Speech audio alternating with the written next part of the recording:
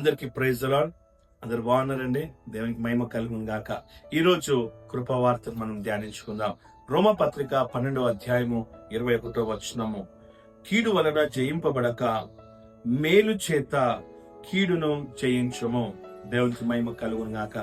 అనగా ఒక్కరు మనకు కీడు చేసినట్లయితే మనం కూడా కీడు చేస్తే మేము జయం పొందుతాము, వారు ఓడిపోతారని ఇప్పుడు అనుకోవద్దండి. ప్రతి కీడు చేస్తే మనం ఓడిపోతాము, వాళ్ళము ఓడిపోతారు.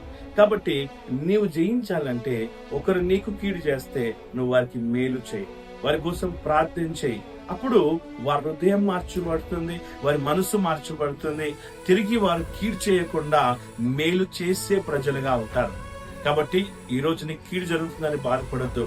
దేవుడు నిన్ను చూస్తున్నాడు, ఆయన నీ పక్షంలో ఉన్నాడు.